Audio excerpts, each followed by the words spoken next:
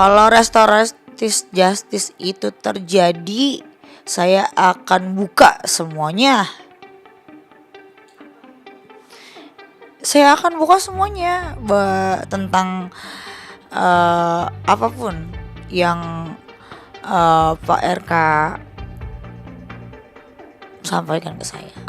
Kok udah dapet info tiba-tiba kayak dilepeh gitu aja gitu. Padahal yang diminta untuk menjadi saksi, saya diminta dari beliau sendiri gitu. Kalau dibilang dari Bapak Bareskrim bohong, itu saksi itu diminta dari pelapor, nggak sepadan.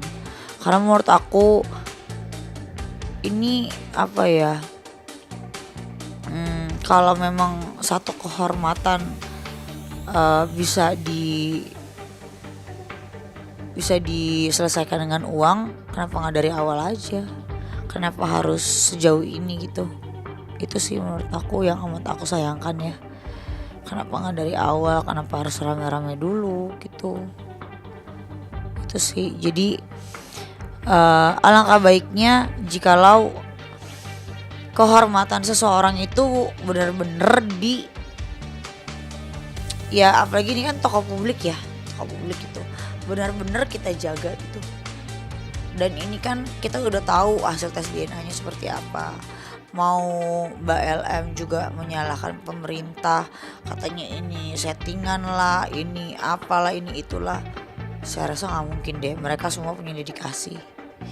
Dan ini kasus yang bukan kecil lagi, ini nasional. Ini apa ya? Ini menyangkut mereka punya profesi. Kalau memang mereka berbohong, terus kenapa aku yang disuruh meng USG kan? Ya kan? Kenapa aku yang disuruh menemani untuk USG, terus menjadi saksi untuk pernyataan, terus yang memberikan uang cash untuk Mbak Lisa gitu, untuk Mbak Lisa pada saat itu lagi hamil gitu. Jadi bukan menafkahi di sini ya. Kan dia selalu bilang pacaran menafkahi, tidak. Orang atunya juga cuma sekali, gimana menafkahi dan pacaran. Itu kan baru 1, 2, 3 aja yang saya spill. Kan belum semua yang aku spill gitu.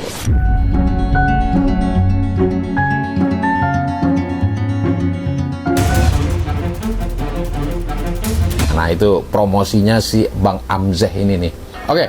Tapi saya agak aneh gitu ya. Ini si Hamzeh Salan ini memang tulus mengajak Sahroni untuk pindah ke Dubai atau sebuah ledekan kepada pemerintah Indonesia? Karena harga yang melambung di sini ya. Di sana dia bilang mobil sport seperti itu aja itu cuma 3 kali lebih murah. Polisi dipanggil itu 10 menit datang. Nah ini juga kita nggak tahu. Tapi kembali lagi, kalaupun akhirnya Sahroni harus ya memenuhi ajakan dari si Wan Amzeh ini, Sahroni di sana mau kerja apa gitu? Waduh, mungkin Bang Sahroni juga akan pikir-pikir ulang gitu ya. Gue di sana ngapain? Nilai raport gue aja 6 semua, bahasa Inggris gue juga kacau beliau gitu kan. Jadi gimana ini? Gue mesti belajar lagi gitu. Jadi lagi nimbang-nimbang gitu. Mendingan ngumpet di Singapura aja ya. Kalaupun mau pulang bisa pakai topi hitam, pakai tutup muka, nggak ketahuan. Gue bisa ada di Tanjung Priok lagi. Tapi kalau di Dubai kan nggak sembarangan gitu ya. Jadi kesian juga ya Sahroni. Jadi Bang Sahroni, ya lu kalau menurut saya sih diam-diam di situ dulu kali ya. Kalau pulang pun nanti ditungguin sama masa, jadi problem lagi gitu. Jadi bikin persoalan lagi. Kasihan Sabara, kasihan Polri harus jaga-jagain lu gitu ya. Bingung memang. Makanya kepada Bang Sahroni ya sudah bisalah menghimbau kepada seluruh teman-teman anggota DPR untuk jaga-jaga bicara gitu. Yes.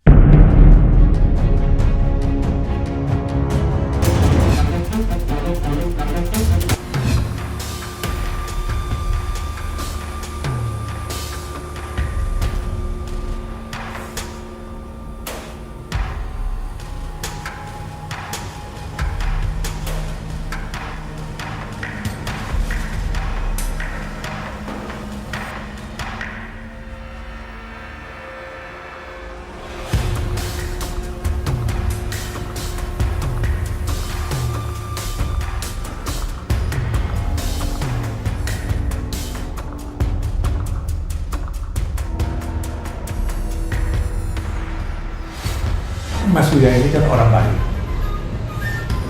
Kalau masalah penonaktifan itu urusan partainya.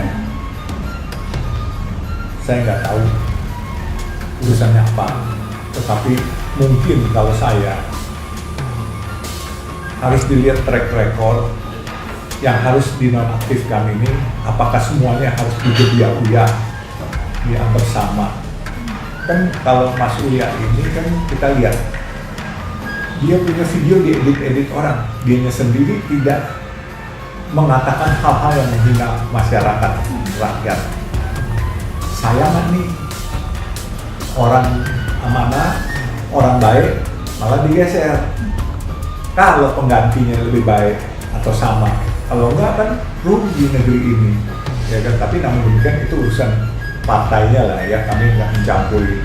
Walaupun saya yakin kalau Mas Uya misalnya tidak aktif di parlemen, dia tetap berkiprah kepada kegiatan sosial, terutama selain teman-teman PMI. Bahkan sekarang Mas Uya itu punya tugas baru lagi, yaitu membantu mengembangkan atlet disabilitas sama-sama saya. Saya pikir ya negeri ini membutuhkan orang yang tidak flexing, yang tidak pura-pura lah, ya kan.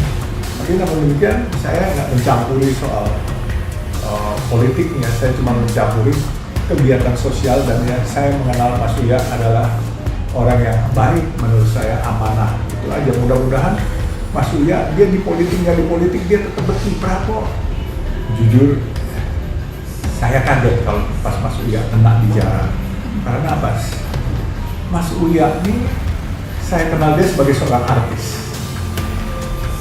dan saya selalu wanti-wanti sama dia, Mas Uya, hati-hati ya. Saya kepengen Mas Uya adalah satu sinar terang di antara 8 yang lain di dalam mewarnai satu institusi yang Mas Uya ikuti. Nah, belakangan saya lihat Mas Uya aktif di teman-teman PMI. Saya pikir, oh ini udah ada pahlawan PMI. Saya menggir ke Mas Uya, teruskan semuanya. Dan ternyata Mas Uya telah membuktikan semua masalah-masalah PMI yang di luar negeri maupun masalah tenaga kerja yang di dalam negeri yang kesulitan, beliau bersuarakan dengan LBU ya, Lembaga Bantuan Kuliah. Dan ini menurut saya satu hal perbuatan baik yang mulia gitu. Nah, makanya saya simpatik sama Mas Uya karena bantuannya, bahkan ada orang yang dibawa ke Kamboja sampai meninggal pun Mas Uya bantu semua.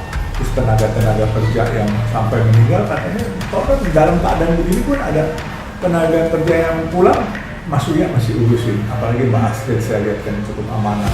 Ini sepasang suami istri yang bahu-membahu mencari nafkah dengan halal, terus rumahnya dijarah, itu saya kaget.